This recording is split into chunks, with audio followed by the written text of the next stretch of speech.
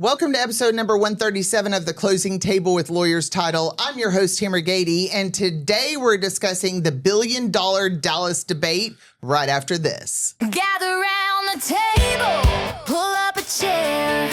Real talk, real growth, we're taking you there. From the first handshake to the final key. The wisdom you need to set your business free. It's the closing table with Lawyers Title. Tamara Gady, she's your main arrival. Yeah, Tamara Gady makes the vision clear. With Lawyers Title, your best year's here. Welcome back to episode number 137. Again, I'm your host, Tamara Gady. I've got two returning guests, but one hasn't visited me in a very long time, so I'm very excited to have him back on the show today. Welcome, Jeff Updike and Weston Pugh, realtors with Dave Perry Miller, but they are also hosts of Sold with Updike Pugh podcast. You guys need to find them on all the podcast channels and tune in. You can find them also on YouTube and all the social media channels. Their handle is Updike Pugh. Yep. So welcome to the show, guys. I'm excited to have some co-podcasters on the show today. Thank you for having us. It's been too long. The last time we were in the other location in the Oprah the studio. fancy studio. That one scared people. Yeah, I can see that. I can see why. We toured that before we came here because you told us to come here, and then we came here and went to the other place. And just landed here. It felt like home. No, this one is much more like at home feeling, right? Cozy. Yeah, Totally agree. Compared to the on the stage with all the lights and the audience chairs, and it just freaked everybody out. So this is much better. I also didn't like the color of the light. Oh, you didn't? No, it wasn't. Didn't work. I'll have to go back and look at that. This is I wasn't great. paying attention. Oh, but Jesse's got it going on. Yep, Tour Studios. So if you're interested in a podcast, talk to Jesse with Tour Studios. There you go, Jesse, a little plug again. Nice. Okay, let's get going. We got so much to talk about today. Okay, so I'm really excited because there's a lot. My whole page is full of stuff I'm going to ask you about. Anyway, so I've wanted to have someone on the show to talk about this topic for a while. We keep hearing up north, where I live and work and play, all of what's going on down in Dallas, but do we really understand what's happening in the ramifications? So that's what we're going to break down today. So I would think that there would be more understanding about what's going on if more people subscribe to the Dallas Morning News. I agree. I think that, as you and I are going to point out, a lot of this information has been written on in depth. Yeah, it's investigative journalism. It's Well, really but what's uncovered a lot. It's really hard to determine today. Is that accurate? I get it. Yeah, right. I mean, totally. what sources are accurately source. reporting things, Yeah. you know? So I can understand why a lot of people don't tune into news sources or that and social media sources, right? And you know, even the Dallas Morning News has kind of shown both sides of this issue, which I think is good. They've been pretty balanced, I think, in handling it. Okay. They have, and I agree with that. But I still think that there's some really big gotcha times that they could have like really zeroed in and turned it into something, and they kind of held back. And I kind of wonder, did the editors make a decision? Did pressure they from the throttle? owners? Because there were some times when we're going to talk about some of this stuff that I thought that's huge. You've got the state involved with this, and this is a local thing. I just. Well, I'm interested in hearing what they reported on and what we think of all of this. So let's get going. We got a lot, like I said. Okay, so we're going to start with talking about Dallas City Hall. Okay. There is so much going on with reporting and, like I said, social media articles about what is happening, both with the government issues and the building debate.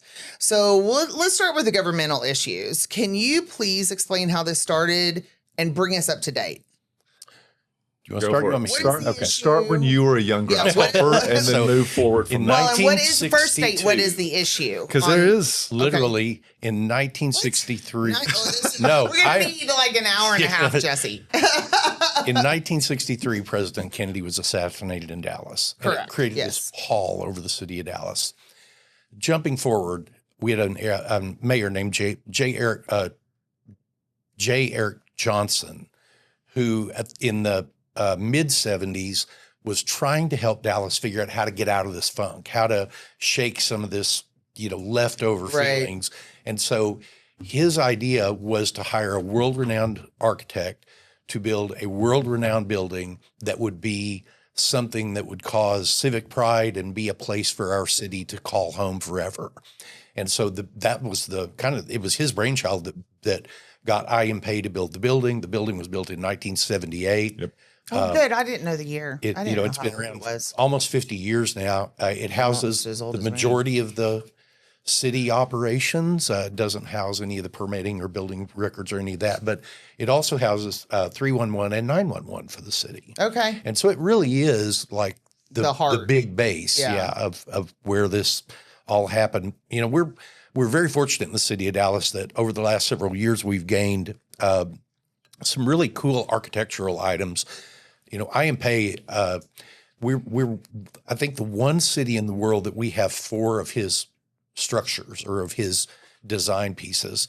You have Thanksgiving Square, Dallas City Hall, Morton Meyerson Symphony Center, and Fountain Place. Okay. And I think we're the only place in the world that's got 4. Okay. He's got them all over the world. But, Sure.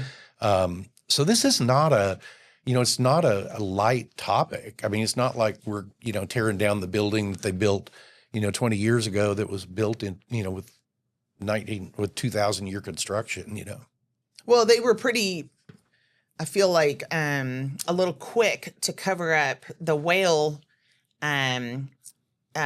what is mural? Yeah. Thank you. I was looking for that word. Oh my God, 52. Way to go, Jesse. Thank you, Jesse. Yes, they were pretty quick to cover up the whale mural for the World Cup, and that has reached. That was taken off as far as a news story is concerned. So, do we feel like the Dallas City Council's being a little blasé about this whole thing? I think they're being beyond blasé. I think that they know that there is a timetable behind them, and that it's not a Dallas constituent timetable, that it's another entity that is pushing this thing to go so fast. Okay, let's back up. What is the debate about, right? It's whether or not to tear down. Should I stay or should I go? Should I that stay song? or should I go? Okay, yes. There we go. Okay, so it's whether or not to relocate the Dallas City Council and tear down the building and turn it into something else, which we'll talk about later, or leave everything as is. Yeah, and I think like Jeff's got some really good points that there is.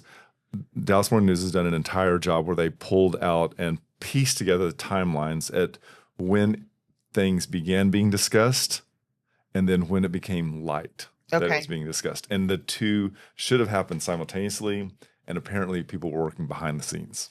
Yeah, that's what we were talking about yesterday. So some of this wasn't part of the public meetings where information is shared to the residents of Dallas. Yeah, as early as 2024, there are emails and conversations going back that were attributed to Kimberly Tolbert, who's the Dallas city manager, to already begin delaying maintenance on the building, delaying just putting to set this up, putting repairs off, and that's kind of what the thought is, and that deferred maintenance has really been piling up for years. So didn't you say there was like 5,000 email correspondence that happened with the Dallas City Council offline? There were 5,000 emails. So the Dallas Morning News and D Magazine and a couple of other, I think Texas Monthly also had requested through Freedom of Information Act, all of the communications about this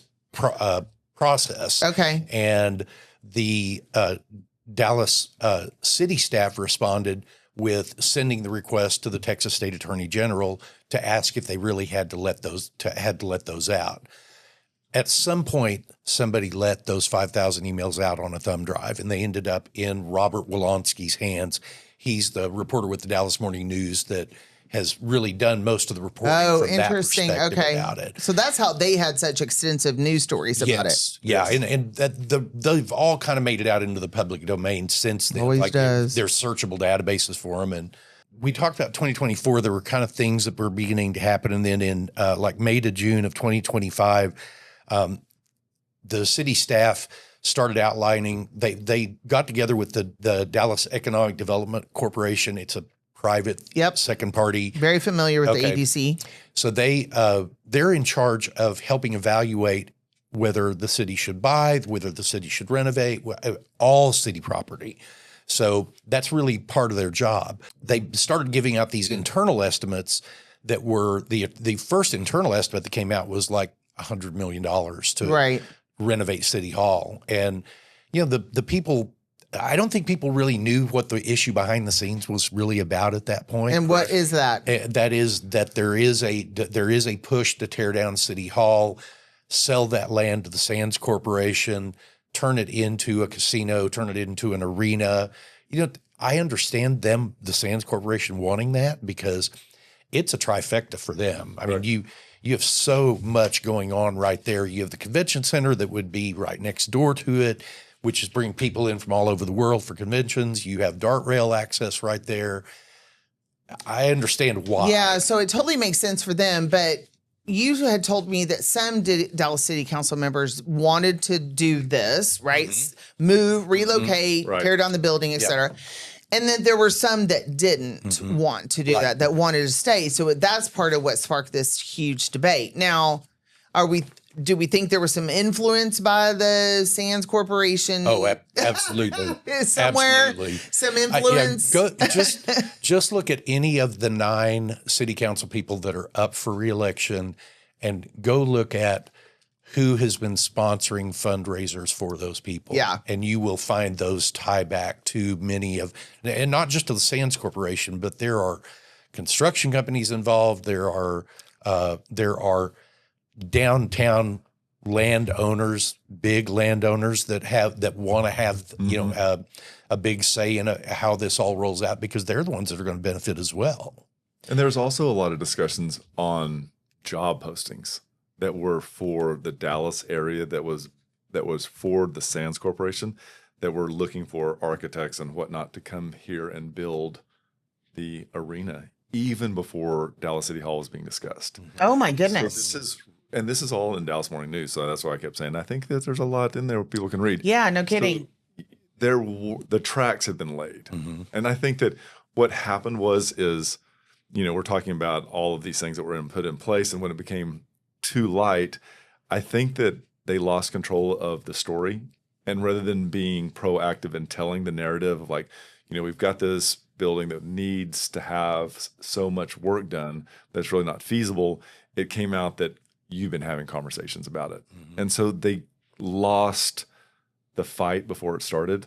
Because I think that so many people now are just sick and tired of politicians or whoever, elected officials, saying one thing and doing another. Yes. This just kind of feels like leadership in general. Yeah. And then if you kind of put a compounder on top of that Dallas had the opportunity to have the Dallas Cowboys Stadium here and we lost it to Arlington, you know, we're talking about this is going to be another black eye that we're going to get for not having a sports team. We're an up and coming major metro market, number 8 or 7 as far in population as well. And yet we can't keep our sporting teams, you know, I think. Right. And I think you said, wasn't this all originally based around the Mavs moving? Yeah. Yeah. And and here we were talking about this and this whole little scuttlebutt that has started in discussion. I think it all began when Cuban gave up controlling interest of the Dallas Mavs because, you know, during COVID, he was such a good steward. He paid all of the employees while it was closed. You know, you never had like weird situations arise. He kept, because he was so involved with it and he had such a passion for it. And I think that at this point now it's just become an equity investment. And it sounds like it to me. I mean, I like Mark Cuban, don't like Mark Cuban, but you can't deny his passion for what he did. And I feel like he has a moral compass for things. And he lives here. Yes. And Sands Corporation, that's the owner of the Mavs, right? Yes. Okay. And so what's her name? Miriam Adelson. And she doesn't live here. No. Yeah, like Vegas or something? Vegas. Yes. Yeah. So how could you be invested if you don't even live here? And why are we allowing somebody from outside of our community to impose this much pressure and force on the way we live? I mean, they're telling us what, because they're hunting down that dollar. I think at the end of the day, she wants to be the first one to have her arena and her casino. I think that is the push. She wants to get there what first. are the chances of gambling really getting legalized here? You know? I think we're 1 or 2 sessions away from it. Oh, you think so? I think so. Jesse's shaking his head. Okay, I need to catch up. I think, well, you look at it, how much money, I mean, there is a number out there, but how much money do people spend going to 2 hours away to bet? Yeah, but that's it. 2 hours. So why does teeny little hours. why does that money have to leave the state? Yeah, no, I understand what the debate, what the fight is. And then, of course, we live in the Bible Belt. So we've got the other side saying, oh, no, that's the devil. Yeah. But I think, Lieutenant Governor, if that ever flips, that could be a huge change on that. I think he's Lieutenant Governor has been the lone holdout for really wanting that to go. Did you forward. watch Game of Thrones? Yeah. Wait, don't. I haven't watched the last 2 episodes, so leave me alone. Do you remember when the guy was like, oh, hold Game the of Thrones. I thought you were talking about House of Dragon. He said, hold the door. Yeah. Hodor. Yeah. He's Hodor. Okay. He is holding the door for gambling. That's what he's doing right now. That's hilarious. So. Oh my gosh. Okay, so very enlightening so far with the background. I think catching up my Collin County friends that haven't really had a dog in the hunt to pay attention, like myself, but want the information. I think we've done a really good job of kind of setting the stage for the background, right? And so before you kind of tapped into, okay, the ones that want to leave or the ones that want to leave have sent out bids for engineering bids for renovations and repairs. But I think you said, and that's the reason for the intro, one of them went as high as $1 billion, which is an incredible number. Yeah. And then, but they started as low as 100 million. Yeah. So we went from 100 million to 1 billion. Can you tell us about some of the recommended repairs and why they're egregious? And then we'll kind of move into why are we starting to see these inflated bids? The company that was hired to do the full analysis on it was hired by the Dallas Economic Development Commission, and they brought a company in named AECOM, AECOM, to do this evaluation. And their bid was it said somewhere between 900 million and 1.4 billion. That's incredible. Yeah, and it's such a big spread. But it was. I'll give you one example of where it was really way overboard. So one of the recommendations was that they fully replace the heating and boiler system throughout, replace the ductwork throughout. That there was mold in it. That it wasn't operating as intended.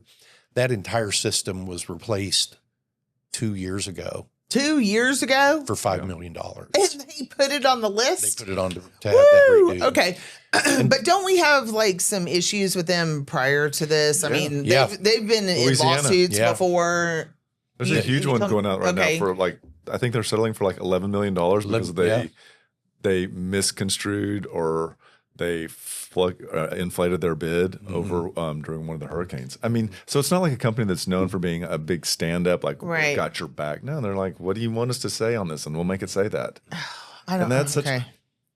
Do they not think they're going to get caught in all of this? No, they didn't. If this company has a history of doing things like this and we hire this company so we can get out of Dallas City Hall, you don't think anybody's going to connect those dots? Yeah. I think that that's how much they thought that either Dallas was corruptible or that we were that asleep. It's one of the two. Or was it both? I mean, there's a huge opportunity that they thought they were going to be able to strike. I think that Dallas Morning News has done a great job of bringing something to light. I think that they need to continue this. I don't know how much longer people want to hear about it. I think people think that it's safe now that they've said, we're headed to Valley View. Yeah. But I still think that we're not past their deadlines. And I think that they, as dishonest as they've been so far, I think that there's more that they're not telling us. So the Mavs part of the debate is over, right? Is there still We disagree on that. Oh, you disagree on that? Okay, let's hear it. He thinks there's still time for them to change their mind about Valley View, which there is time. I think they've moved on from downtown. Okay. Explain why you think they might come back in, and then I guess I don't have anything rooted in like what like I can say this is happening or this email says that.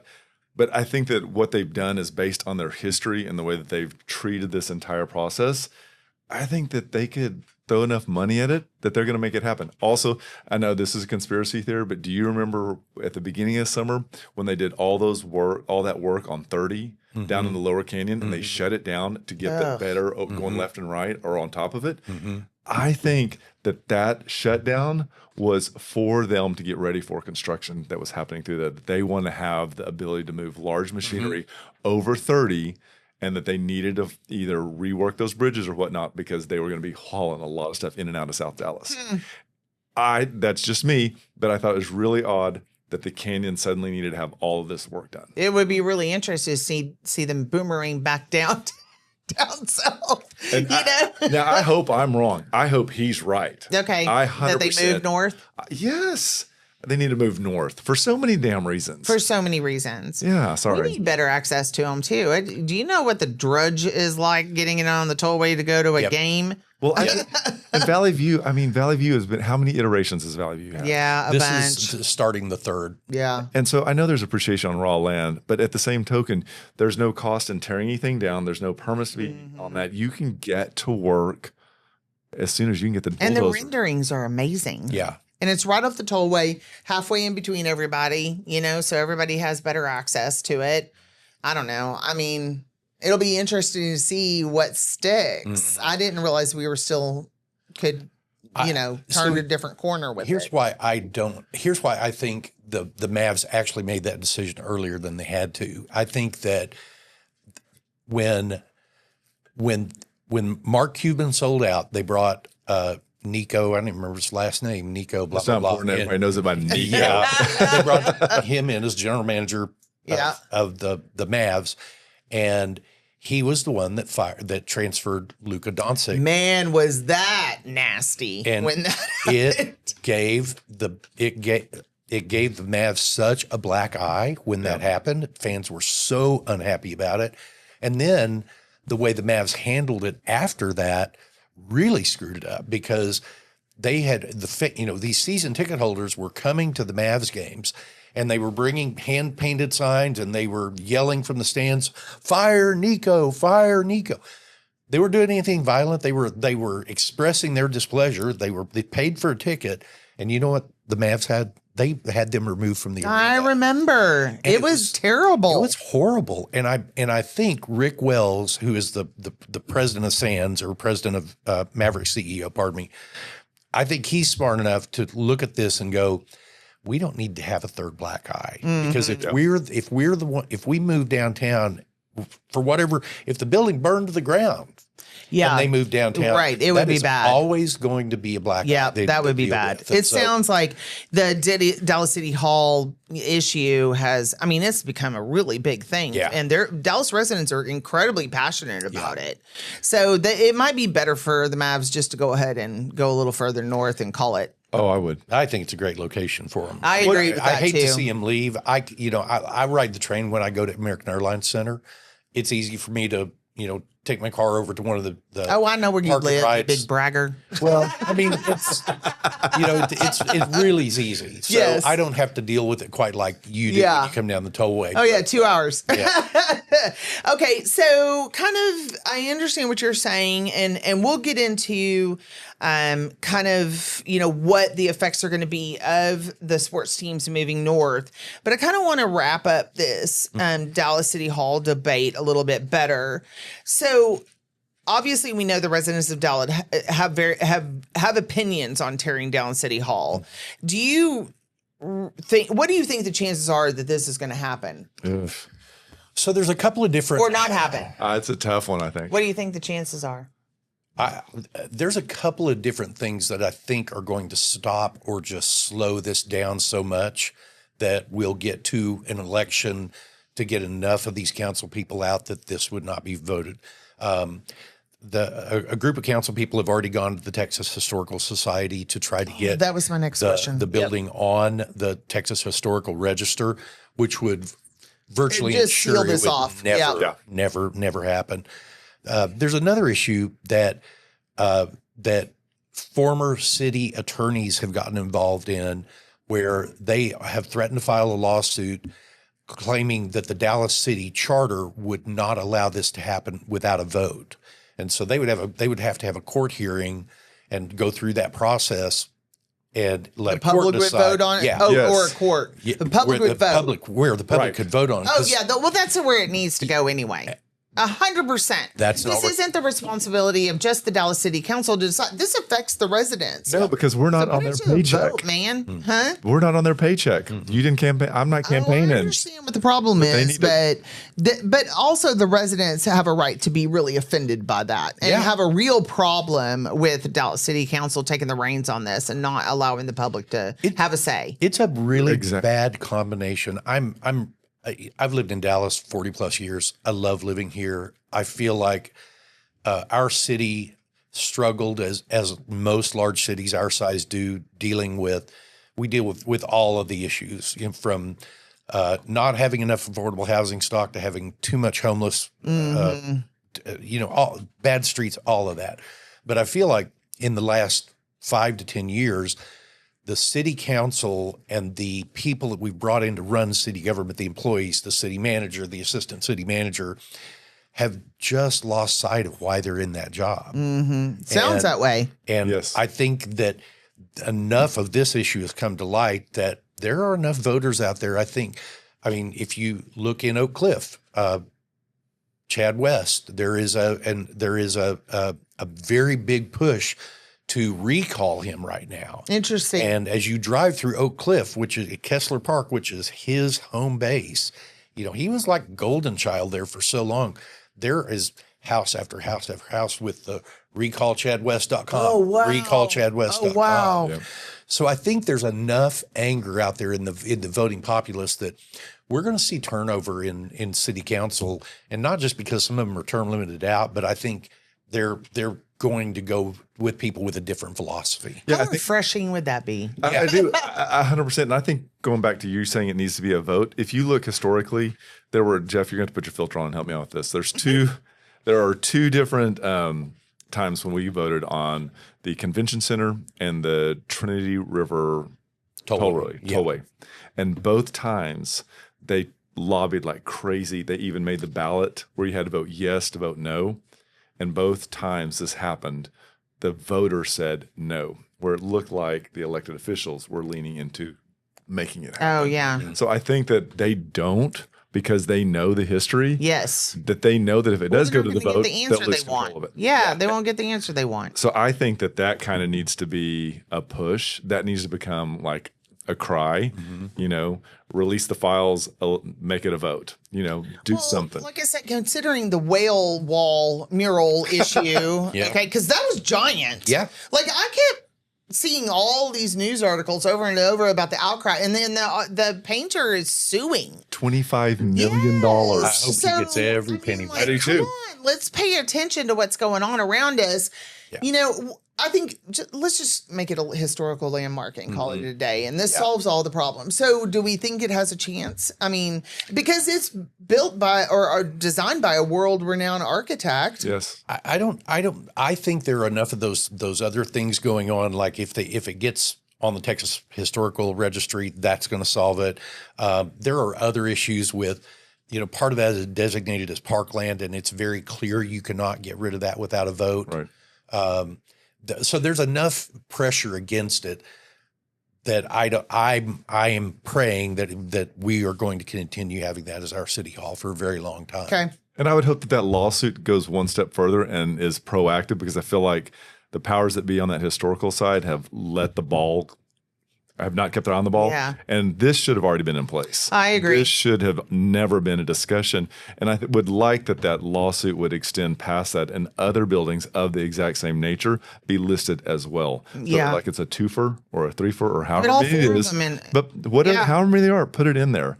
And I think that one of the things, just kind of like you and I talked really and focus on this, is they're talking about taking everyone out of a building that is paid for. Oh, yes, that's right. You said that. It's paid for, and turn them into a building for lease. Yeah. So as homeowners and as Right. realtors, we're That's always your like, tax dollars. buy something. You know, at what Yes. point is this maintenance that's deferred going to be less than the rent that you're paying in perpetuity?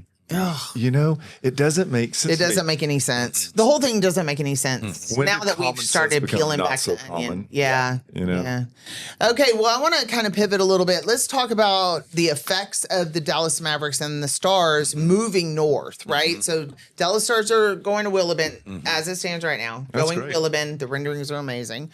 And the Mavs are going to the old Valley View Mall site in far north Dallas. So how do we think the Dallas Mavericks move affects Dallas, considering the location is still in Dallas, just far north Dallas?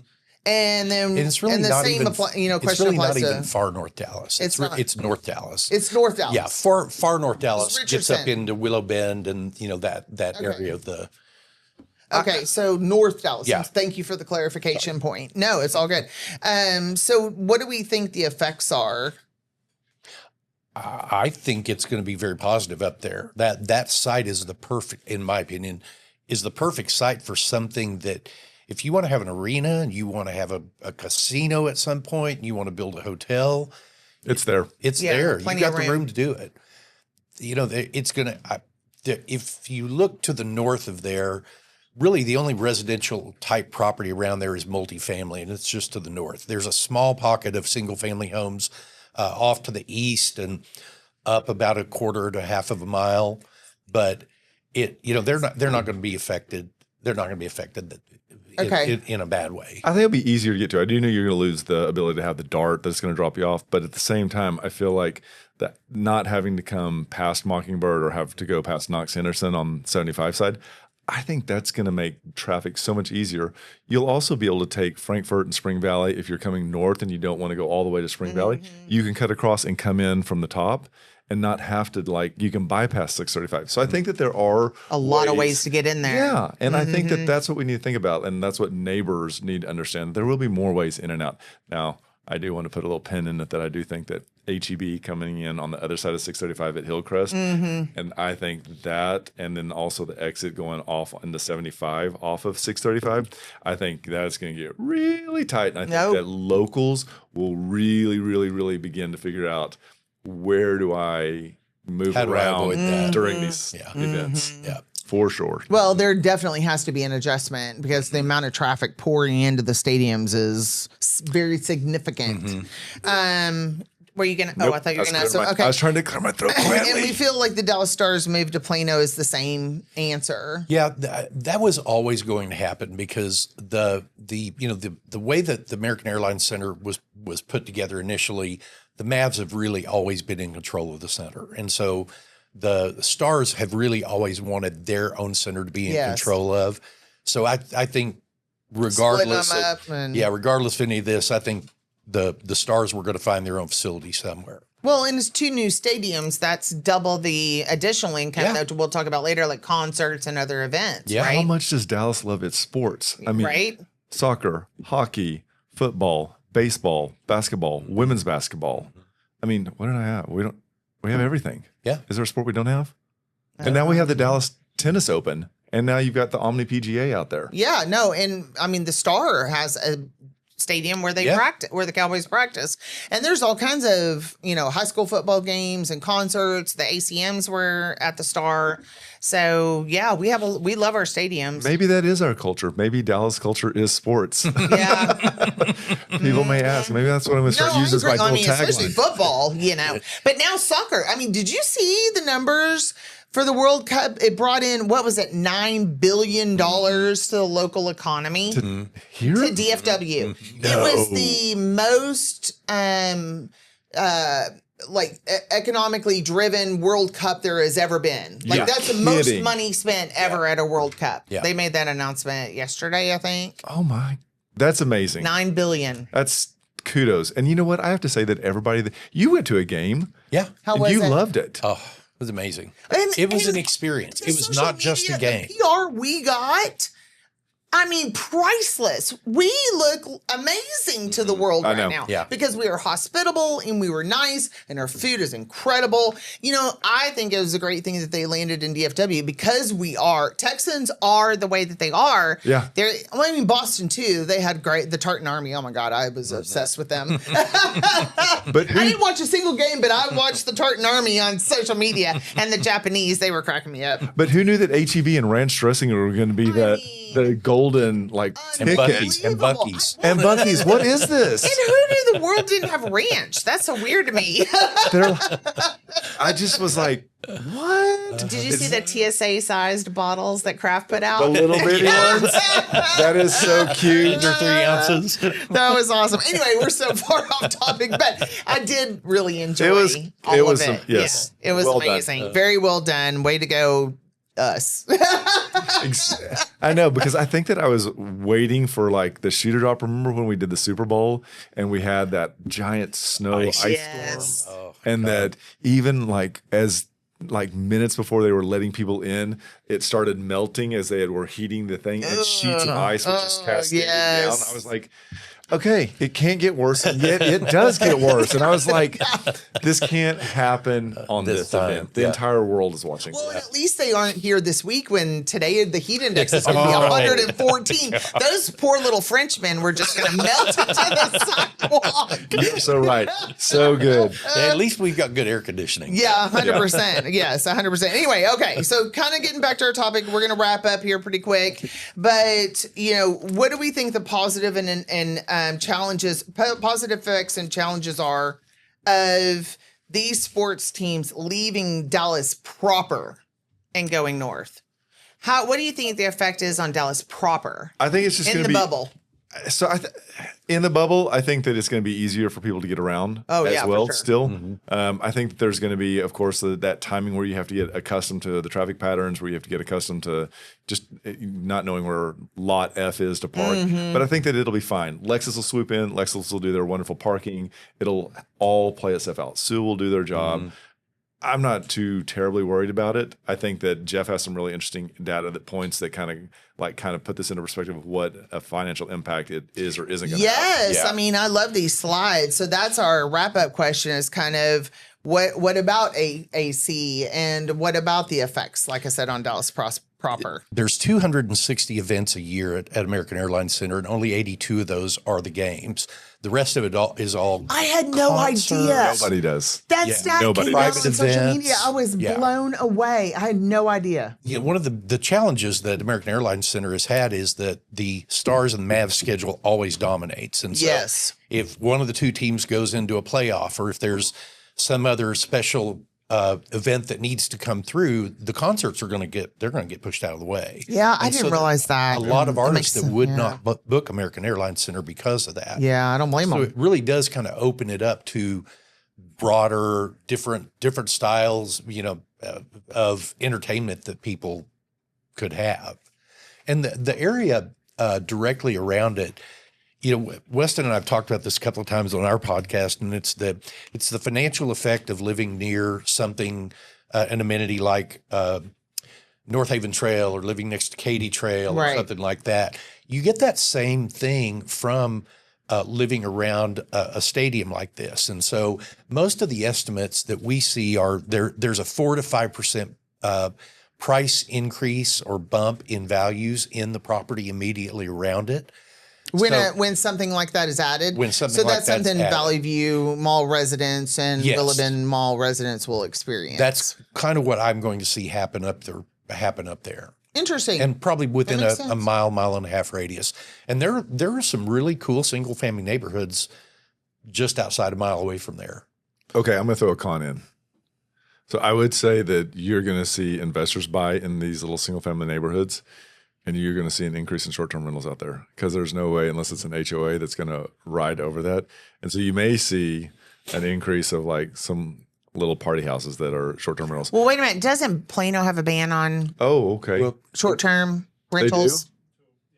Oh, okay, Yeah. that's smart. That's being proactive and getting that in place, because that would be a real ugly genie to try to put back in the Yeah, bottle. no, 100%. No, Plano put in did they make it permanent, or is it still temporary? Yeah, I don't know for sure, but they made their interesting. Airbnbs. Okay, well, then I could live that, but I still would. I We're gonna still need think some hotels up north. There's a big hotel opening in Plano. Mayaki. I was Japanese, so that'll help. I do. I think you're taking one powerhouse of the AAC and you're pulling out 82 days and you're dividing it into two completely different economic centers that'll be both at 635 and then at Willow Bend. And I think you get a nice division and spread of the money to help make it go further. Yeah. But what is it? Okay, the arena premium baked into Victory Park condos starts eroding the moment those 2031 leases lapse.